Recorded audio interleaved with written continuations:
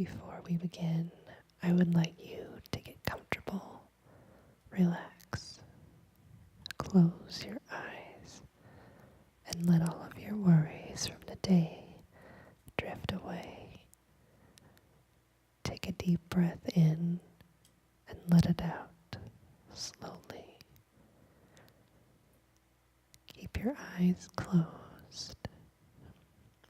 Now hold your left arm out, and with the fingers of your right hand, draw shapes slightly on your left arm. Bring your fingers gently up and down, just touching your skin as lightly as possible.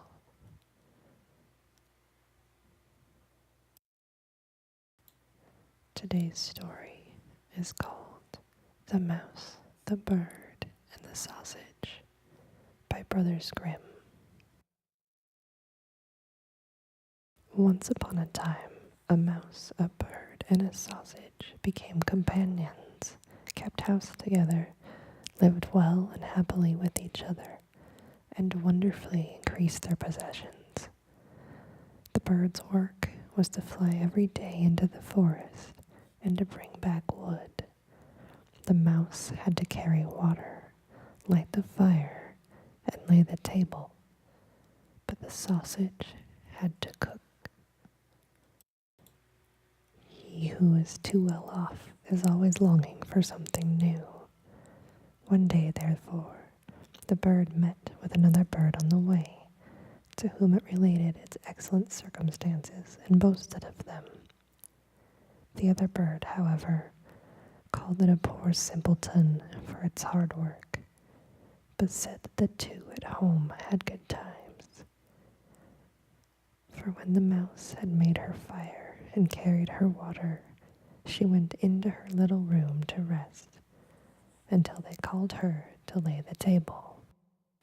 The sausage stayed by the pot, saw that the food was cooking well, and when it was nearly time for dinner, it rolled itself once or twice through the broth or vegetables, and then they were buttered, salted, and ready.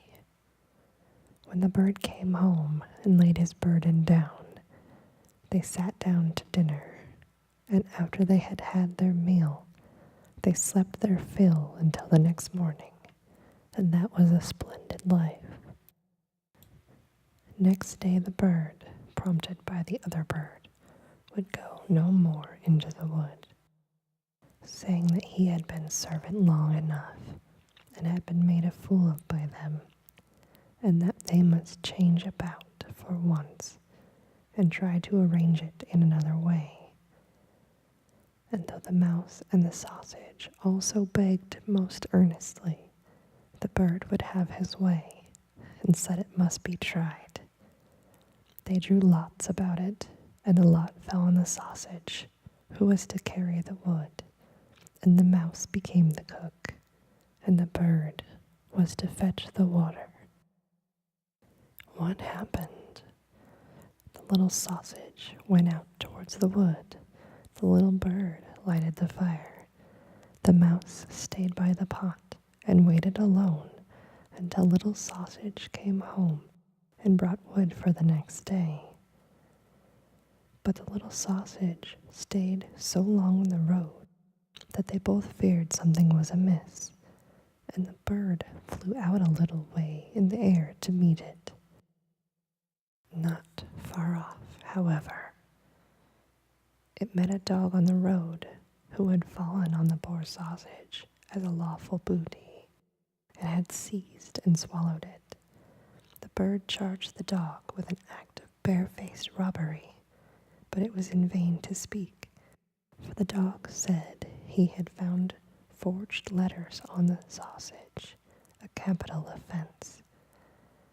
The bird sadly took up the wood, flew home, and related what he had seen and heard. They were much troubled, but agreed to do their best and remained together. The bird therefore laid the cloth, and the mouse prepared the food, and wanted to dress it, and to get into the pot as the sausage used to do. and roll and creep amongst the vegetables to mix them. But before she got into the midst of them, she was stopped and lost her skin and hair and life in the attempt. When the bird came to carry up the dinner, no cook was there. In its distress, the bird threw the wood here and there, called and searched, but no cook was to be found. Owing to his carelessness, the wood caught fire, so that a massive fire ensued.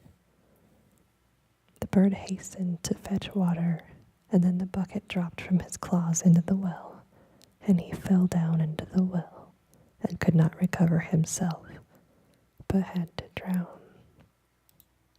Sweet dreams.